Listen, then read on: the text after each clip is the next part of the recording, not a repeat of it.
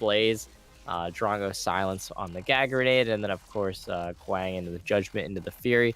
Lots of lockdown, but I think I'm gonna give it over to Team 2. We have the Fae, we have Zinc Stun, we have Revenant Root, we have Richter Pull, we have Richter Silence, and we have double stuns. Yeah, we have a stun and a knockup from Crunch. Oh, baby. Lots of CC from Team 2, and we saw Faye do lots of damage against Rampage last game. So, 1 second. Sorry, I felt like I had to sneeze, couldn't sneeze. Those are the worst. But yeah, I agree, and I'm kind of actually looking for. I kind of want to crunch solo lane Richter jungle, just for a little bit of spice in it. Plus, I feel like I've watched Crunches crush Quings before. It just comes down to gameplay in the end, because you do get those ability-based level scalings. You have more stun to keep him out of the basic attacks. It can go either way, and I mean, it's interesting to see. It's more fun to watch than a Richter Guan, in my opinion. I mean, I personally would like to see the Richter solo lane, because not that I don't like Richter jungle, it's just that Richter jungle is only good if you hit the pulls. Well, right? Yeah, but if you hit the pulls, I mean, yes, if you hit the pulls that matter, yeah. It's going to be great, but Crunch is a little bit more, there's a little bit less margin of error if you run a Crunch jungle. So my pick is the Crunch jungle, but I can always be surprised. Could go either way. We have a game up, ready to go. Let's jump on in. Team 2 versus Team 6. Need to get that banner up. Ready to start up. I'm at 10 seconds if you are. Yes, sir. Let's 3, 2, 1, go. Over here on Team 2, we got Dobson on that Faye. New box of Nikes. Sorry, almost read new box office. Soccer Fan 55 on that Rev. Sponge on the Richter. And Mad Bro on the Crunch. It looks like it will be a Richter solo. Over on to the right-hand lane, we see Team 6 line up. High to you on Rampage. Percival 1312. Man, I butchered that name. On Decker. Away 0 on Iggy. Ufel on Dr. Ongo. And Fade to Black 942 on Quang. I really like to see how these team compositions end up falling, because these are solo and duo queues that have gone up together and been given 10-20 minutes to figure it out. Go at it, get your team together, get your compositions, get your gameplay together, and win. Do your best here. As much as Faye is a lane bully, she's really going to have a hard time dealing with those turrets. That is my biggest fear right now. Those turrets are a menace to low damaging basic attack casters, which is like every single one of them. Except for Wraith and Revenant. A lot of aggression over in this duo lane as well as we're talking. But yeah, I agree. It can go either way, and it really, in my opinion, comes down to those Harvest Nettles and Iggy's positioning. If he keeps himself properly in line with his turrets, he shouldn't have too hard of a time, because he can zone very, very well with them. But if he doesn't, he's going to get poked down constantly by that Faye using the Harvest Nettles. And then it's just going to be a hard engage into him dying, turrets blowing up.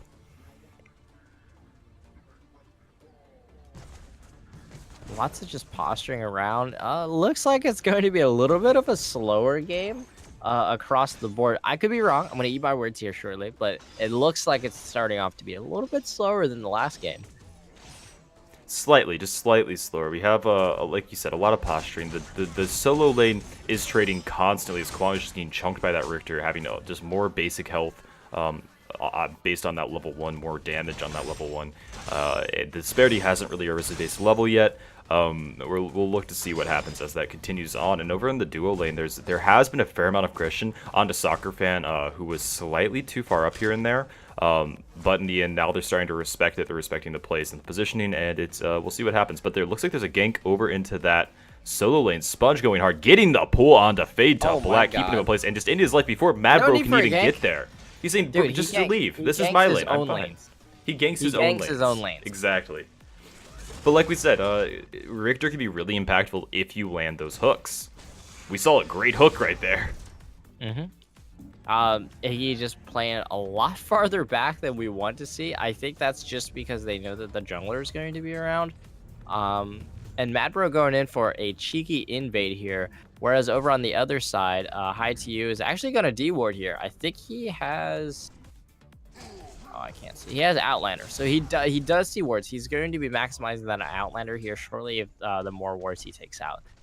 But right now, unfortunately, Duo Lane is aware of his shenanigans and is trying to respond as effectively as possible to that. And while he is de-warding, his jungle's just getting hard cleared by Crunch, but he's going in for the gank now, moving on in. Soccerfan pathing down into the gold buff area, but High-TU knows that, misses the rock, hits the slow.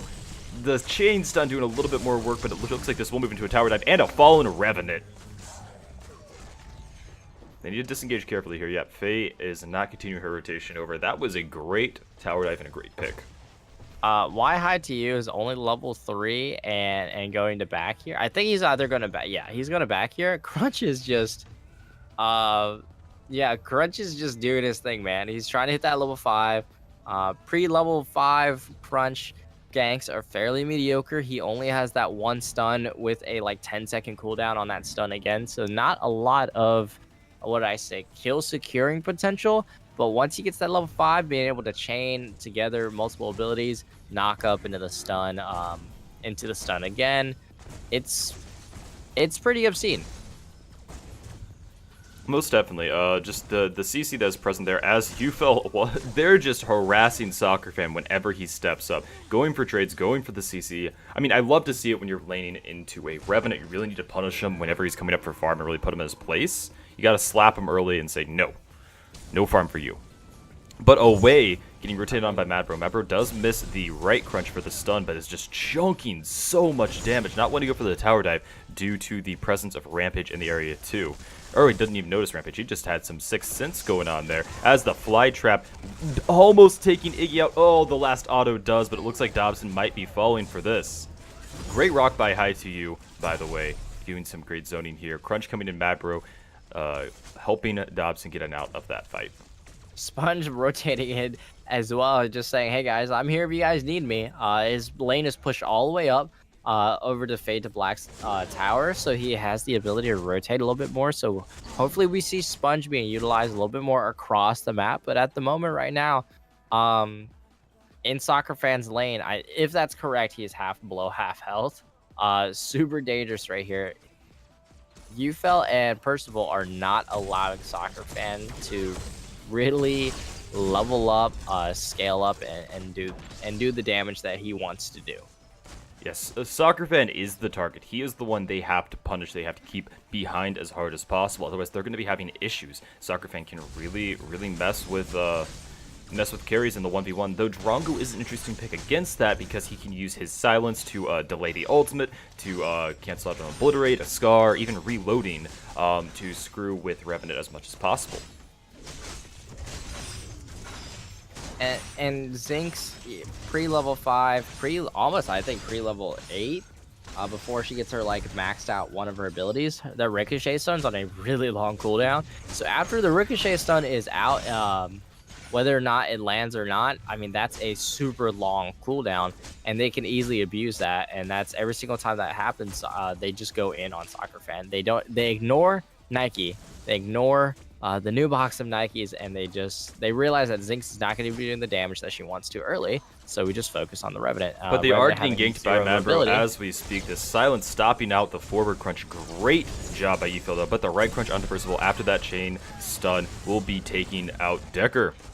Madbro looking to run away, and a little bit of zoning from Soccerfan, keeping Yufel under tower. It looks like Dobson might be getting collapsed on here, but High-TU not really ready to commit to that. High-TU looking for a rotation onto that dual lane as well.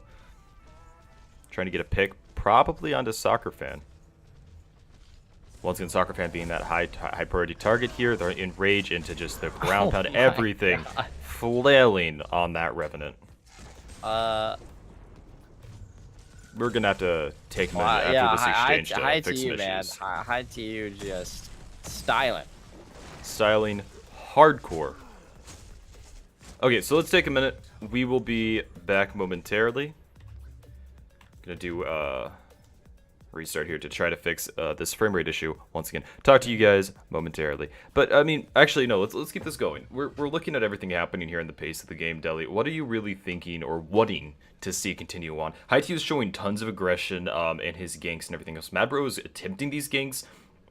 whether it be pathing or timing, it doesn't feel like they're really landing. I mean, Haituyu's got that Outlander Scout, so he's able to deward. And every single time, new box of Nikes puts down a new ward. That's economy that they're costing that Zinx. That's $300, 300 gold that he is not anywhere closer to buying an attribute point. If my scoreboard is correct, new box of Nikes only has 2 attribute points. And that's really tough compared to the Decker, who has 4, who already has the Lamplighter, already has the Armored Sentry up. So now does she only have that, dare I say, a reloadable ward, a ward with a cooldown that provides 15 basic armor. She also has the Lamplighters, whereas new box of Nikes only has the Lamplighters, and using Coin Master kind of supplement the lack of gold here, or the excess of gold spent here. Whereas Haituyu is just maximizing as much as possible that Outlander Scout, and it's really working out for him.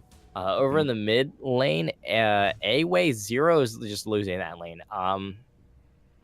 Dobson's level 7, A-Way's level 5, I believe if my scoreboard's correct. Bit of a disparity. Yeah, it's tough, you know? I mean, like, Faye has 18 farm over the Iggy and Scorch. Which roughly translates to about almost 1.5 attribute points. And we see here the Fae running 7 attribute points to Iggy and Scorch's only a mere 4. So 3k above, and also 1 kill above here in that mid lane. I mean, and when you were looking at, for the record, basic early game math, if you're talking economy-wise, your minions, like, initial wave on average worth 82.5 gold. So over an attribute point of a disparity between the two, which will start to arise and it's going to be capitalized upon, honestly. Faye getting a little bit ahead, she's going to get more damage, she's going to start going hard on Iggy. Iggy has great zoning potential for dives and everything, but Faye has the lockdown of her ulti. If she can land that, Iggy's probably going to die, and it doesn't matter if his towers have chipped her a little bit if she kills him within like 2 seconds of walking into the tower range. And that's the biggest issue, is that every single time she gets a kill, she gets more fed. Iggy's turrets has the ability to go down faster. Faye is able to poke more, and even then wave clear faster and able to rotate faster, being a bigger impact across the map. Whereas Iggy, his ganks are weak, man. His ganks are weak, dude. Like, he runs up, he has to set up a turret. That takes time. Anytime, let's say it takes 1 second to set up a turret, he has to set up, let's say, 2 turrets to really be effective as much as possible. And that's 2 seconds shaved off of a gank. In that time, Rampage can ulti and rock, right? That is a super, like, 2 seconds of MOBA time is a lot of time. So Iggy, not so much a ganking presence as much as he's in an objective pit fighting presence, and that's why they picked him here.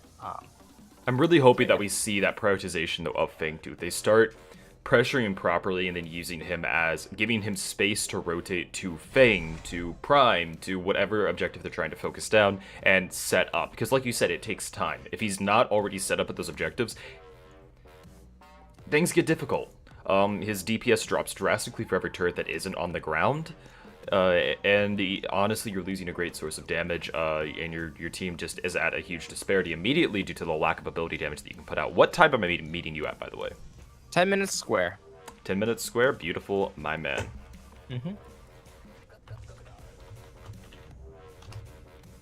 Sorry, guys, for the technical difficulties. Doing what we can. Paragon is not liking to be cooperative today, so we are doing the best with what we got. Yep, okay, I am ready to start back up, though, if you are at 10 minutes square. Timeline, correct? Yes, 10 minutes timeline. Beautiful. 3, 2, 1, hit it!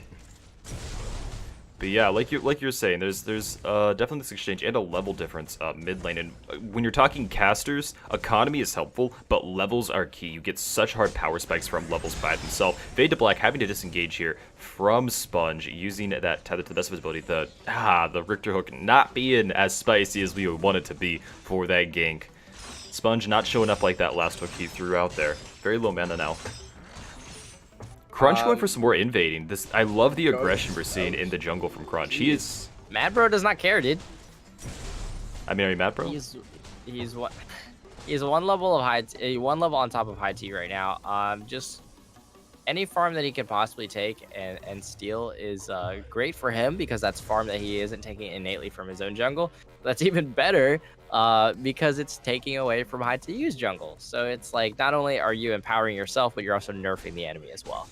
You're creating an even larger economy gap between the two of you, which then makes you that much stronger. A great strategy, and he's been able to do it very easily. It looks like Faye is getting rotated on, does get invis buff, and should be able to make it out of this alive due to the constant dewarding that High TU has done in that area.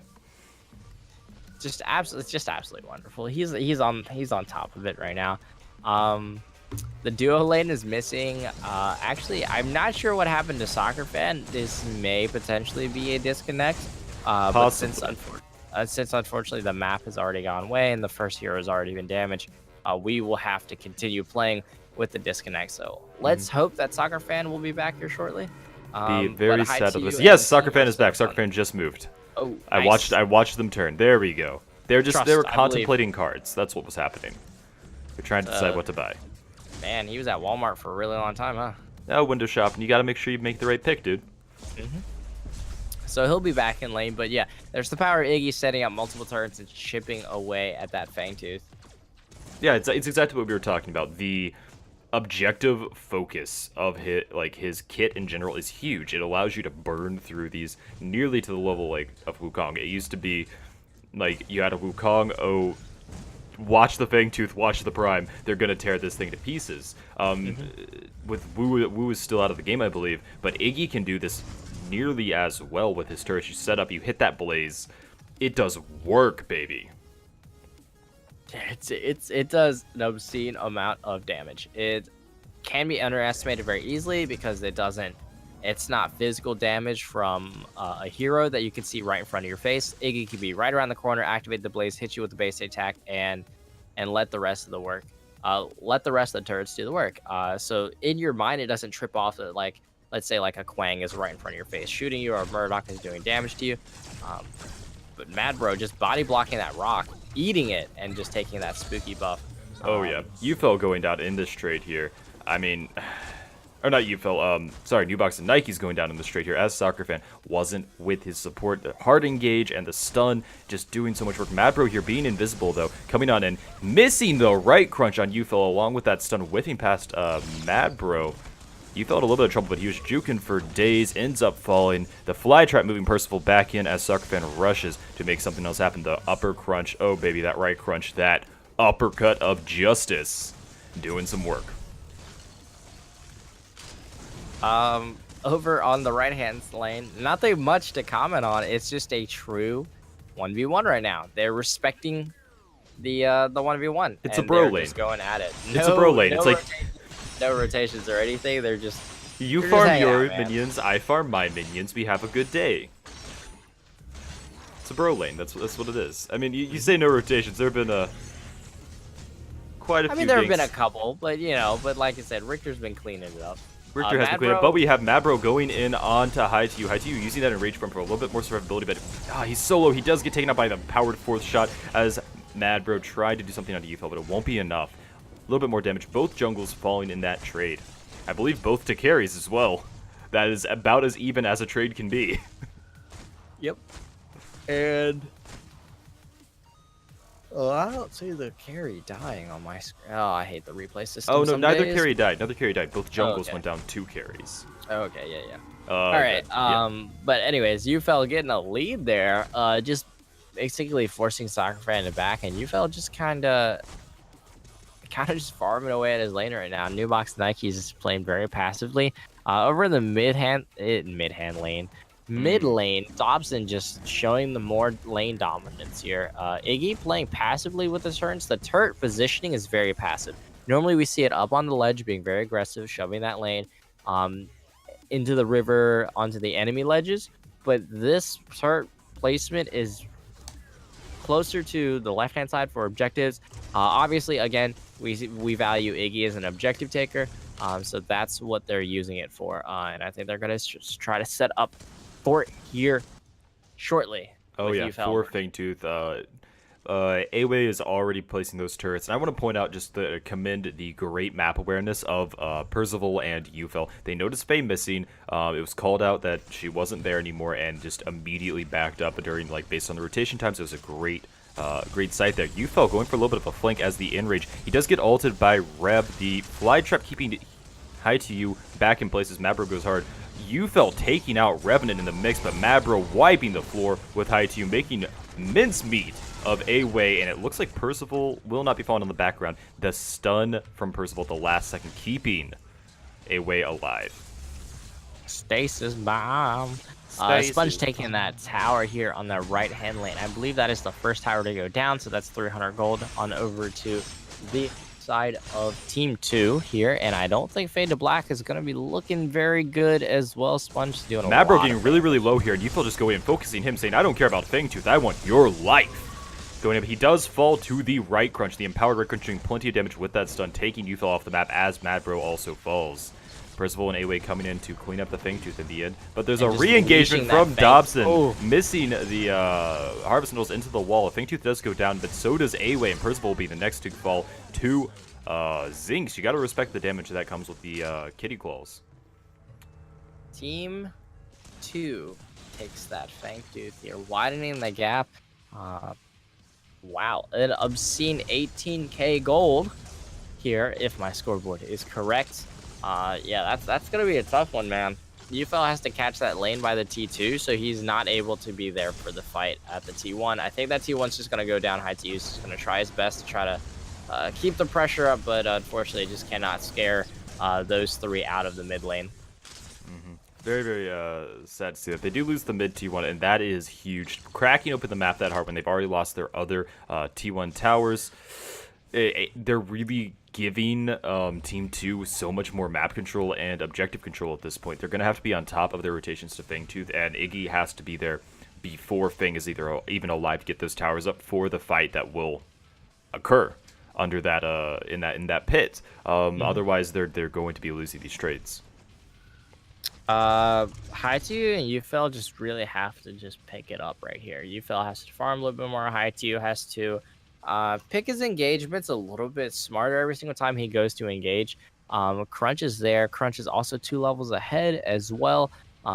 Again, just every single time he goes into frontline for the rest of the team cannot follow up just because the obscene amount of damage that goes into Haitu. That is great target assessment from Team 2 because that's it. You focus one target, get Haitu to back, and then all of a sudden, if your frontliner is hesitant and unconfident and not confident in the plan or in the execution, that trickles down to the rest of the team as well. And we see that hesitation here, especially in that last pit fighting comp. And Yufel just deleting Soccer Fan Oncing. This is what we were saying. You need to capitalize on as much as you can with Revenant. You see him up a little bit too far, you stun, you take him out. You want to keep him off this map and away from farm for as long as possible. Speaking of farm, we look at the scoreboard for a little bit. We are looking at 334 farm from Team 2 to 249. I believe the scoreboard is correct. Give or take. Over on Team 6. I think that's right. I don't know what your scoreboard says. I mean, just give or take a few points here or there. I mean, but yeah, huge disparity in farm, immediately translating to a difference in economy. You can tell this difference in farm just via map control is very apparent as well. Their positioning, the way they're freezing and manipulating these waves is slightly better as well.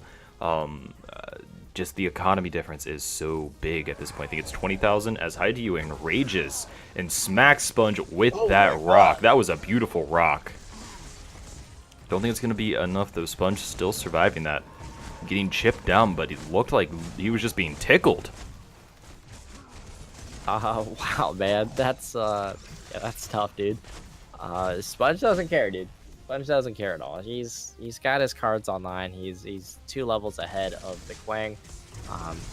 And another rotation for Fangtooth coming out as we speak here. Here's another thing that... Oh, never mind. Go ahead. Oh no, it looks like we're about to have an engage. A Sponge just traipses his way in, waits up as Mabro dashes on, and they're looking to secure the Fangtooth, but not really focusing on the champions as the Fly Trap onto High TU and Faded Rend just deletes both. The great capitalization and great followed up CC from Crunch there. Soccer Fan ulting onto Percival, looking to get that extra cash grab right in the mix as UFL in the background, having to ult to save himself from Mad Bro going on in hard. UFL does end up falling, I believe.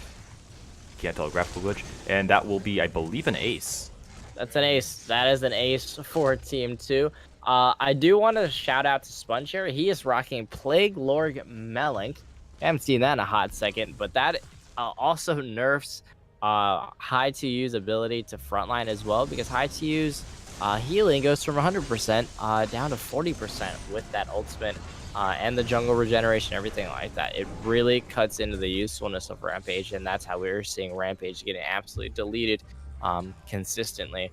And then also at the same time, just an extra level of CC. Sponge, after the Mad Bro knocked up 2 members on Fangtooth, he just waited, positioned correctly, and then opened up with a skewered and kept that stun lock going, and just really allowed his team to follow up and spend the time to position correctly and basically take control of that fight. So congrats to Sponge for a beautiful skewer. Beautiful, really. I mean, in the immediate translation, they take the mid T2, shut off the jump pads, and rotate into Prime, take the Prime. They're going to be sending these waves and probably grouping for a fight in mid. Shove down the shortest lane. Yeah, that's again, shortest lane to shove down. So biggest opportunities can be taken there.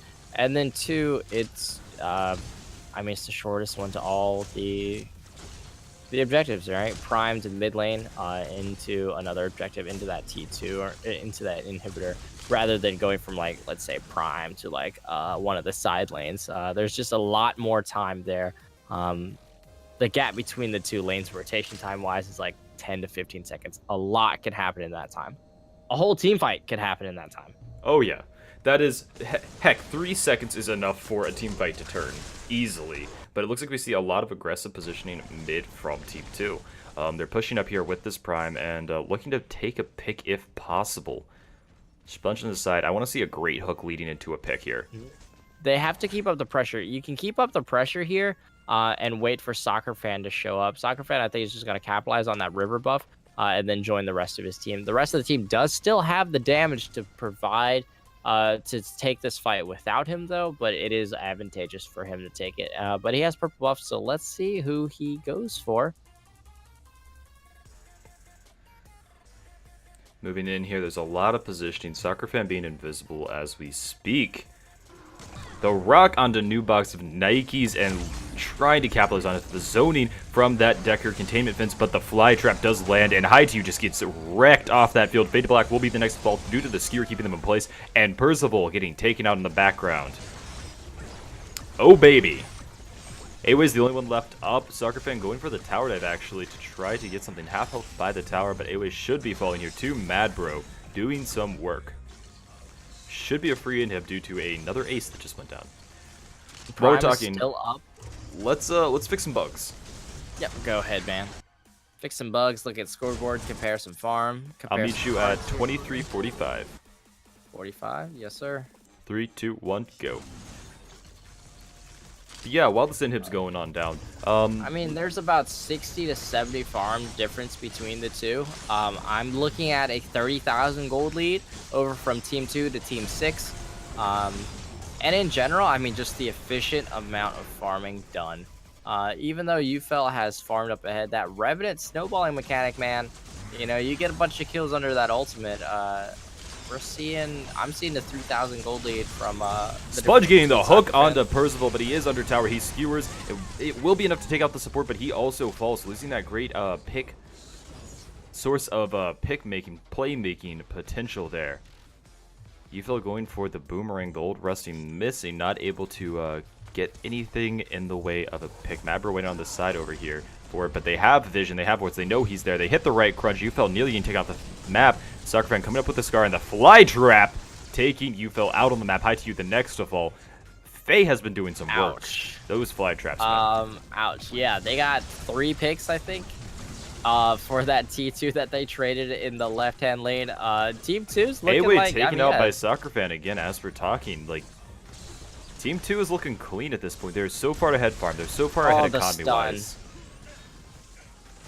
Yeah. Judgment of the Heaven misses, and Percival.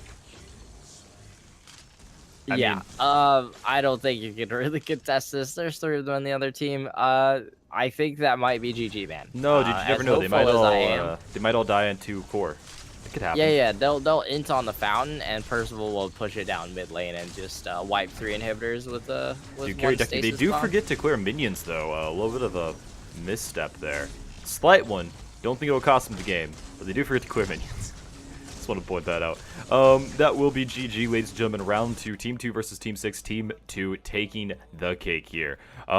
Looking at builds, interesting enough, there's a Thorned Yomi on Rampage. Not something we see a fair, like, we've seen that often. People tend to go more towards, if we're talking something that's like a active, we've seen more, what's it called? Yomi Guardian coming out as in the jungle as well as kind of an active card that's been a little bit more interesting as well. But Thorned Yomi, I haven't seen it in a tad. Yeah, it's lost its usefulness, especially with like buffs to like cards like Numbing Rogue. But Numbing Rogue really wouldn't be helpful here because Soccer Fan's attack speed is capped. So Thorn Yomi is great with those Death Crawler shots. Unfortunately, High TU is just taking consistent amounts of damage from everyone. So it's not just one person just blowing him up, it's everyone. So that Thorn Yomi is going to be spread across everybody and not so much one person. If Revenant's running at you and critting you for 2k, 65% of that's going to chew through him. But if everybody's equally hitting you for your 200, 300 and chipping away at your health, not so much effectiveness from Thorn Yomi. It's a great source of AoE damage against the enemy team, but in the end, I just don't think it was enough paired with the rest of his cards here. They're so far behind economy-wise. The farm difference is large. I mean, we saw what you would expect to see in this type of situation. I love the Yomi Guardian coming out from Zinx, making Zinx even more survivable, along with keeping other people like Richter or Crunch, who are very engage heavy based people, and they're going to tank more on entrance and exit, keeping them up and giving them a little bit more health in addition. That said, MVPs, my dude. I mean, MVPs, man. Either Faye again. I don't want to give it to Faye again, but this is a different person, so I'm either gonna give it to Dobson or I'm gonna give it to Mad Bro. I think I'm gonna give it to Mad Bro, but Mad Bro really put